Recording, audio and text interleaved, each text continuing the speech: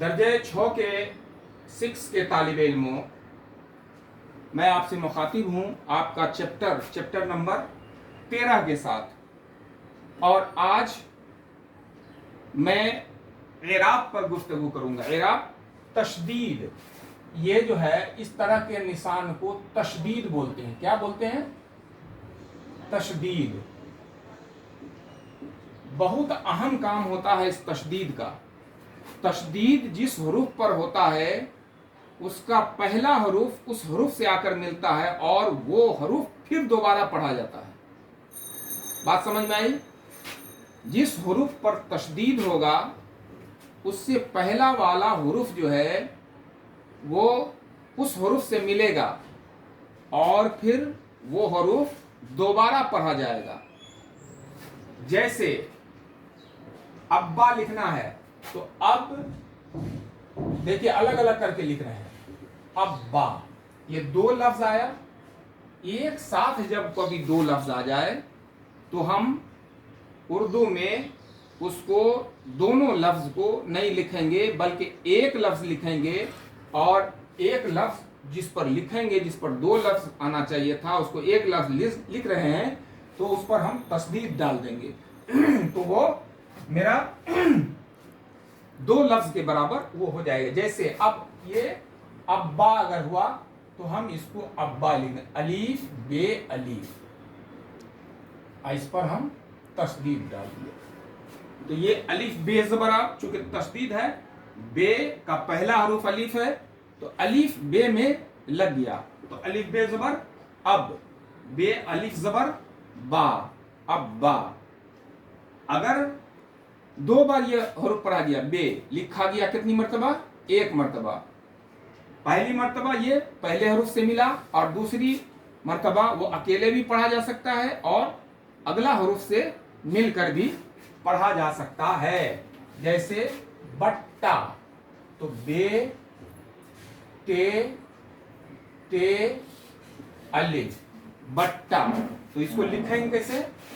بے تے الف۔ یہ کیا ہو گیا؟ اس پر تشدید ڈالے، یہ بٹا ہو گیا۔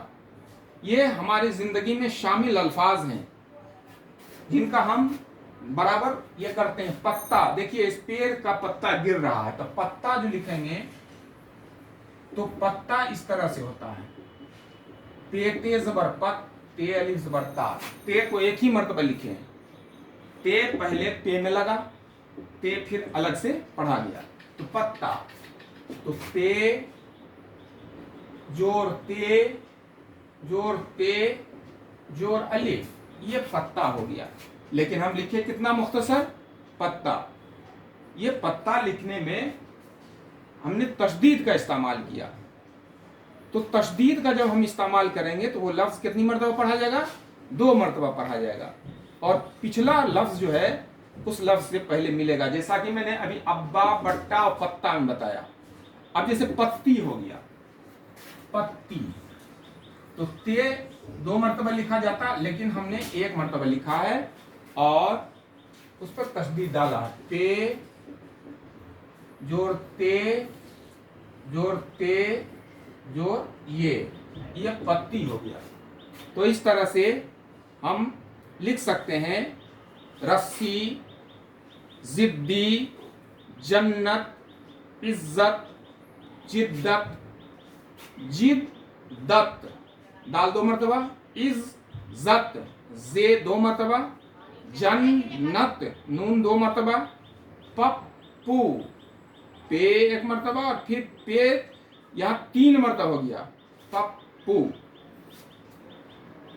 ٹٹو، تین مرتبہ ٹے آ گیا، تو ایک ٹے پہلے لکھا گیا اور ایک ٹے بعد میں لکھا گیا اور اس پر تشدید ڈال دیا گیا، تو چپو، ستو، یہ سب لفظ جو ہے ہم نے لکھا اور اس پر ہم نے تشدید ڈالنے کا کام کیا۔ تشدید ڈالنے سے پھر میں آپ کو بتا دوں کہ وہ لفظ جس پر تشدید ڈالا جاتا ہے وہ لفظ دو مرتبہ پڑھا جاتا ہے، اور اس کی خصوصیت یہ ہوتی ہے کہ جس لفظ پر تشدید ڈالا جاتا ہے اس کا پہلا لفظ جو ہے، پہلا حرف جو ہے وہ دوسرے حرف سے جس پر تشدید ڈالا ہوا ہے उस हरूफ से मिल जाता है और फिर उस हरूफ को जो है दूसरी मर्तबा पढ़ा जाता है।